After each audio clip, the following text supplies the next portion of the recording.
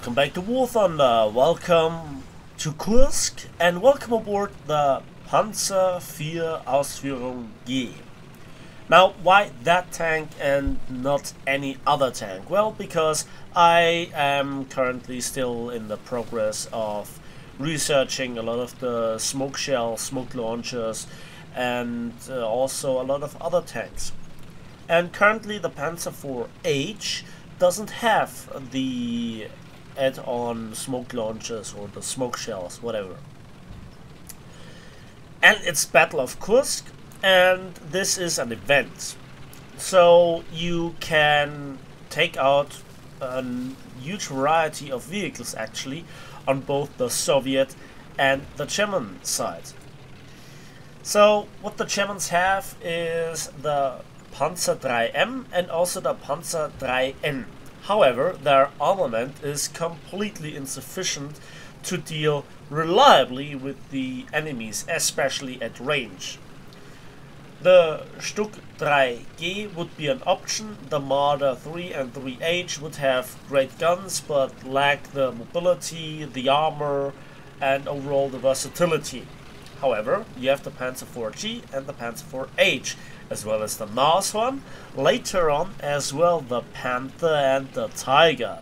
So obviously a lot of people are playing the Germans, because the Russians, you know, just T-34s and KV-1s, Su-122s, Su-152.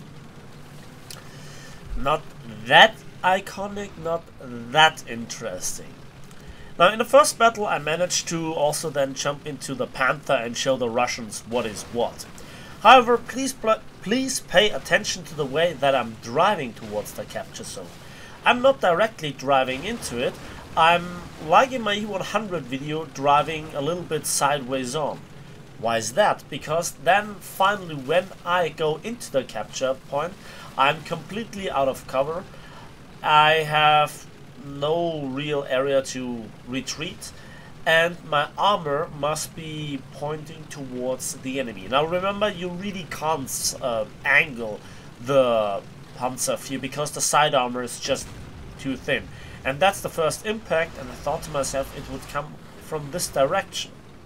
Then I zoom out, and then I saw that a shot was coming from this zone. I aim, shoot, direct hit, and I killed a BT-5.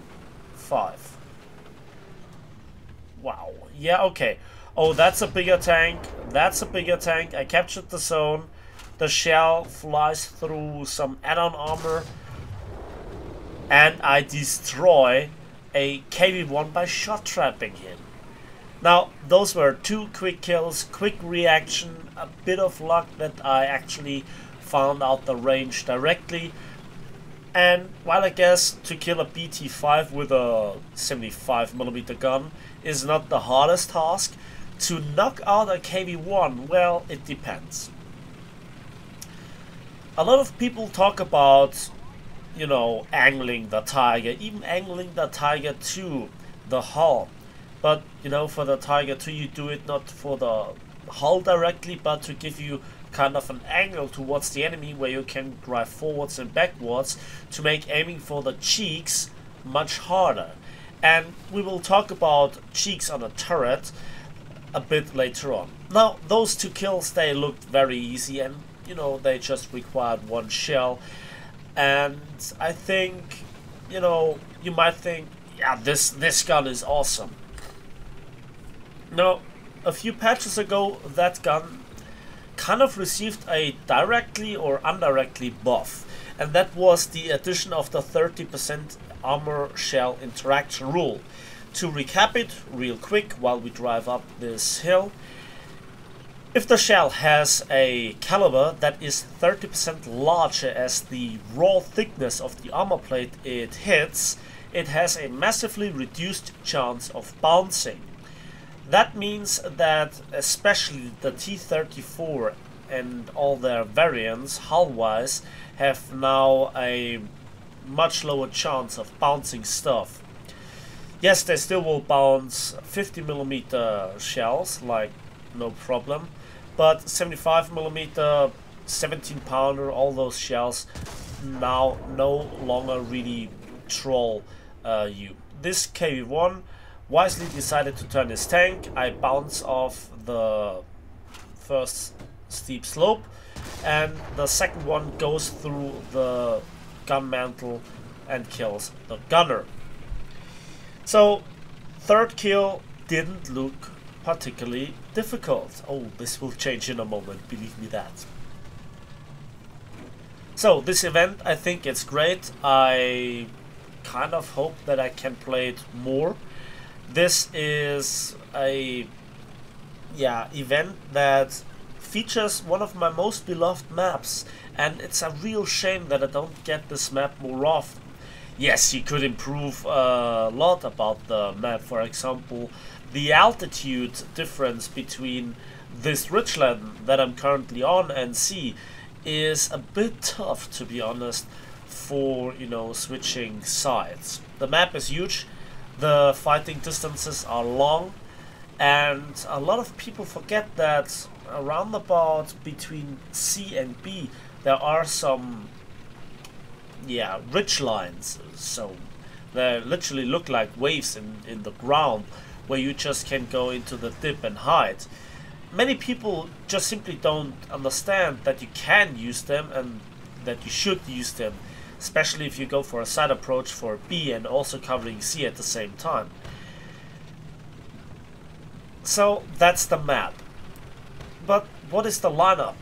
Well, the simple fact is the Germans have obviously the high tier tanks that everybody wants to play against, the KV-1s and the T-34s, Panthers and Tigers.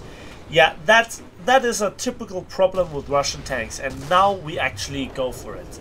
That was a solid penetration through the front plate, and the KV-1 did one big mistake. He didn't angle his hull. When he angles his hull, he is invincible to this shell. That's the simple truth. And then you also can rock forwards and backwards to also hide the really small cheeks on your turret front. And even if you penetrate them, as we'll see in a moment, you're not guaranteed to do actual damage, even with the German APHE. German APHE in the beginning was something that I always complained about. Why? Because it was just notoriously unreliable, even in the post-penetration effect. There we can see it, that this shell, actually if you look at the armor model, it should go in. It really should. You have one of the finest anti-tank guns at your battle rating when you just look at the stats. But stats again are not everything. There's always this special flavor to War Thunder that you look at stats and they tell you great things, but then the battle performance is actually not what you expect. That can be positive, that also can be negative. In this case, the gun, well, it's a simple way or case of if it works, it's awesome. If it doesn't, it's not that great. Again, another bounce. Granted, that was a steep angle. And now I try to get in a shot. And look, I penetrated here. And I just injured the gunner and the loader. But the shell entered the tank, or did it? I have no idea. I saw that he whiffed his shot. I aim again. And again, I am a bit too low. So again, Russian tanks have here a very easy time, and I have a good portion of luck that he actually went for the lower plate on this tank. I knock out his gunner, and then I aim for the cannon breach, and that gives me now the time to reload and hopefully deal with him. And there you can see he angles and I have no chance of penetrating him. This is the simple truth about Russian tanks. I fire again, but this time the shell doesn't go through. Again, a simple case of why did the shell not go through the same area that it went through before without a problem. And again, I enter the turret front or the side cheeks with an APHE shell, and the fragmentation actually misses the gunner. And again, I hit this part because he moved. He does absolutely the right thing here. and it took me a long sequence of shells before I took him down. And if he would have hit me properly once, I would be dead.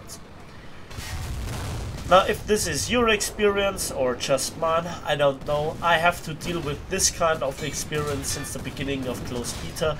Nevertheless, I really like the Panzer, the Panzer IVs, also the Panthers, and that is just why I keep playing them. They have character, they have their flaws, but at the end of the day, they're bringing the results. So, next to 7 kills and 50,000 silver lines and 4,000 modification research points, I got mission marker and survivor. So that's always pretty nice. So that's it for me today. Thanks for watching. Thanks for listening. I hope you will take your time to play the event as long as you can.